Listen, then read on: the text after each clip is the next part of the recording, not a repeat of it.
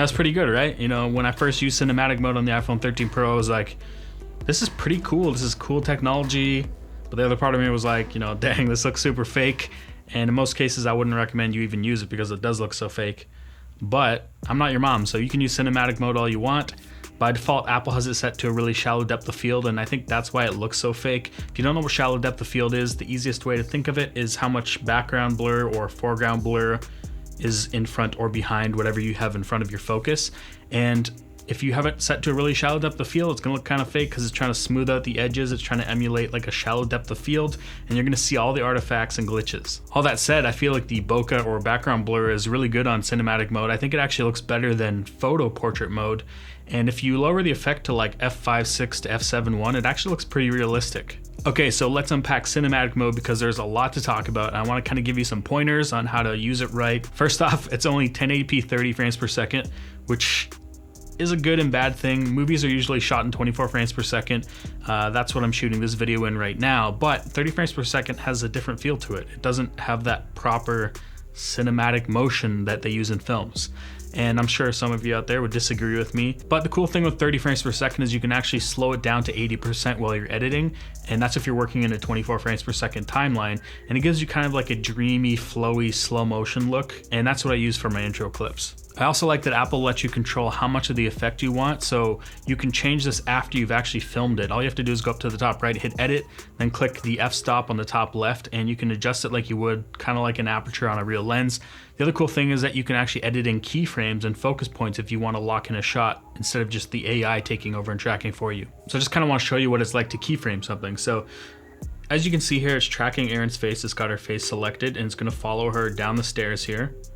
She's coming down the stairs. It's pulling focus because it's tracking her face.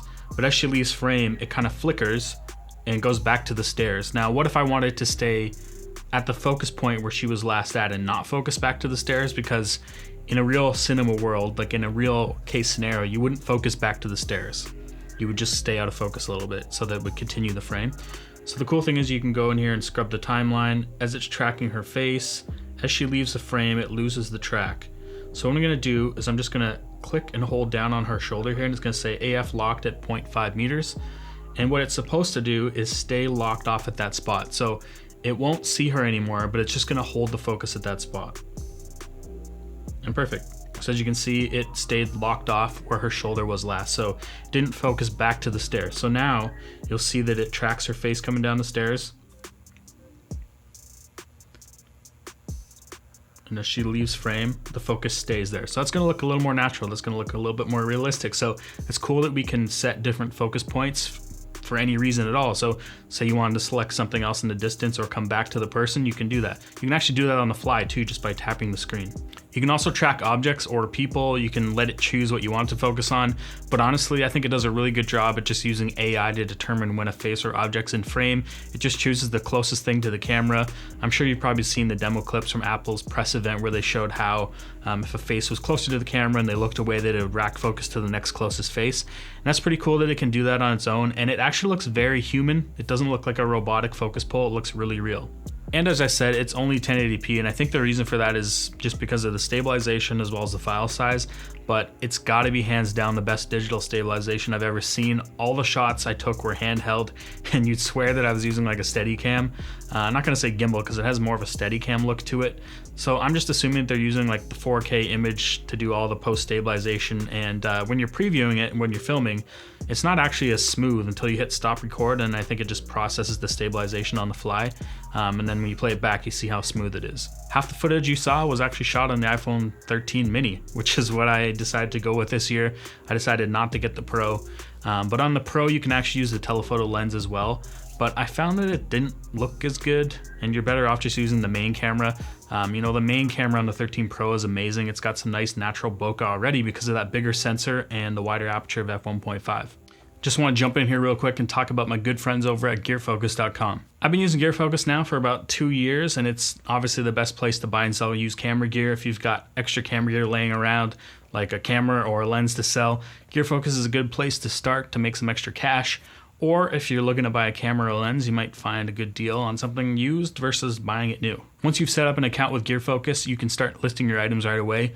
You need to make sure that you take some good quality images of the actual items that you're selling so that the buyer knows exactly what they're getting. Then fill out the description, the category and price you're looking to get from your item, and once you're done and the item's listed, it's that easy. The cool thing is the buyer and seller can actually message each other to ask more questions about the sale, which is super helpful. I've actually sold a ton of stuff on there, and recently I just sold some flash stuff, so it's been really nice not having the hassle of trying to sell stuff in person. Gearfocus handles all the transaction and money side of things, so you know you're safe compared to selling gear in person through Craigslist or Marketplace, because things can get a little sketchy sometimes. Gearfocus takes a small 3.5% transaction fee per sale, which is way better than eBay's insanely high fees. So make sure to check out my shop at gearfocus.com. Link is in the description. The biggest tip I can suggest is to make sure that you have good lighting and not a lot of crazy motion. The more still the subject is, the better it's going to look. And as I mentioned, dial that effect way back to like f1.7. Unless you're shooting something further away, then open it up a bit more. It's going to look more realistic that way. But basically, I shot in ideal conditions. The lighting was even and there wasn't a lot of motion. So my stuff looks good because I shot it in the right situation. You'd also try and think of some creative shots like locking off focus on a foreground object while the subject stays out of focus in the background. That looks a little bit more realistic. And the coolest part about this is you can change it all after you filmed it, because you have the ability to change it after. And also, if you have time, grade the footage, add a little bit of film grain. It's gonna add a little bit extra pop to it. And then it's gonna look like it wasn't shot on an iPhone. And lastly, shoot short clips, because you're going to want to bring this into your computer to edit it. Apple said in the future, Final Cut and iMovie are going to get an update to allow you to use the metadata, which will allow you to change the focus points inside of the editor, which would be awesome. But for now, you have to send the files to your computer, and the focus information is set where it's at, and it has to process it and send it. So as you're transferring, there's a bit of time there. And so that's why I'd suggest shorter, smaller clips, because it's gonna send faster.